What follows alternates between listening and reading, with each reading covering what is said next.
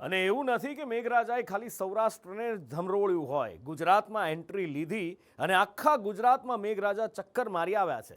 મધ્ય ગુજરાત અને ઉત્તરમાં પણ મેઘરાજાએ રાઉન્ડ માર્યો છે અને સાથે જ બીજા કેટલાક જિલ્લાઓમાં પણ મેઘરાજા વરસ્યા છે.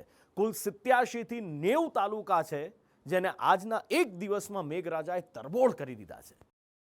સૌરાષ્ટ્ર પર તૂટી પડેલા મેઘરાજાએ અમરેલી, ભાવનગર સાથે જૂનાગઢમાં પણ મુશ્કેલી સર્જી છે. જૂનાગઢમાં પણ દિવસ દરમિયાન મેઘરાજાનું ભારે જોર જોવા મળ્યું. તોફાની વરસાદના અવિરત મારથી જૂનાગઢના અનેક વિસ્તાર જળબંબાકાર બન્યા હતા.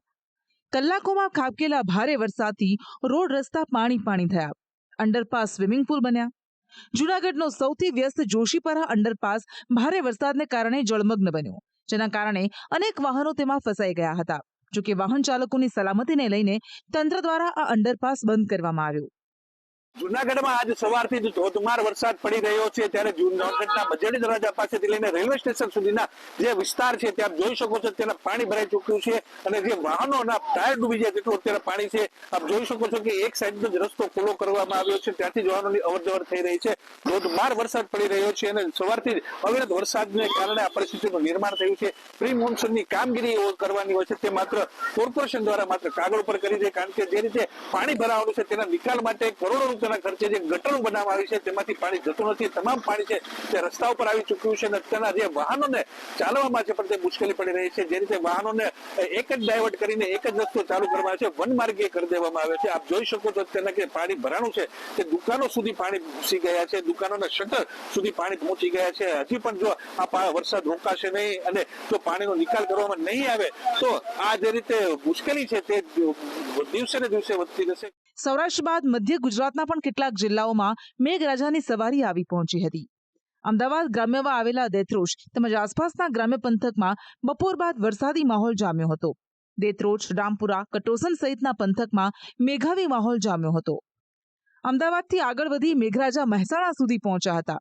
મહેસાણાના વિસનગરમાં ભારે વરસાદથી રોડ રસ્તા પર પાણી ભરાઈ ગયા. જોકે છેલ્લા કેટલાક સમયથી આકરી ગરમીનો માર સહન કરતા લોકોએ વરસાદ પડતા રાહતનો શ્વાસ લીધો.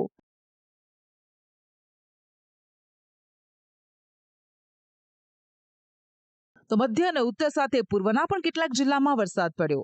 છોટાઉદેપુરના બોડેલીમાં વરસાદ ખાબકતા નીચાણવાળા વિસ્તારમાં પાણી ભરાયા.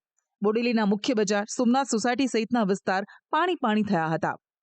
ઉપરવાસમાં વરસાદ આવતા નસવાડીની અશ્વિની નદીમાં નવા નીરની આવક જોવા મળી. જોકે અશ્વિની નદી પર બનેલો કુકાવટી ગામે લો લેવલ કોઝવે પાણીમાં ગરકાવ થઈ જતા લોકોને ભારે હાલાકી ભોગવવાનો વારો આવ્યો. છોટાઉદેપુર જિલ્લાના નસવાડી તાલુકાના જે ખાસ કરીને ઉપરવાસનો વિસ્તાર છે ત્યાં ધોધમાર વરસાદ પડતા હાલ આપણે જોઈ રહ્યા છો અશ્વિન નદીના આ કુકાવટીથી વાઘિયા મવડાનો લો લેવલનો કોઝવે છે. આ ગ્રામજનો છે જે બતાડી રહ્યા છે જે જગ્યા પર ઊભા છે ત્યાં સ્લેબ છે, પરંતુ બીજી બાજુ તમે જુઓ આ બાજુ છે ને સ્લેબ અંદાજિત 6 ઇંચ જેટલો અંદરથી નીકળી ગયેલો છે. અવારનવાર જ્યારે પણ ચોમાસું આવે ત્યારે આ જે ગ્રામજનો છે એમની માંગ હોય છે કે ભાઈ આ એક વ્યવસ્થિત સ્લેબ ભરી આપો, કારણ કે પુલ બનશે પરંતુ અવારનવાર અહીંયાથી લોકો દરરોજના ખાસ કરીને વાઘિયા મવડા, વેગણનાર, સુકાપુરાના લોકો આ જ રીતે અહીંયાથી પસાર થાય છે ને ક્યાંક અવારનવાર અનેક ઘટનાઓ પણ બની ગઈ છે, છતાં પણ સરકારી તંત્ર કંઈ ધ્યાન નથી આપતું. આ સાથે વડોદરા શહેરમાં પણ મેઘાવી માહોલ જામ્યો હતો. દક્ષિણ ગુજરાતના સુરત, બારડોલી સહિતના વિસ્તારમાં પણ વરસાદી માહોલ જામ્યો હતો. તો સાંજ પડતા અમદાવાદ શહેરમાં પણ વરસાદી માહોલ જામ્યો અને શહેરના કેટલાક વિસ્તારમાં વરસાદ ખાબક્યો.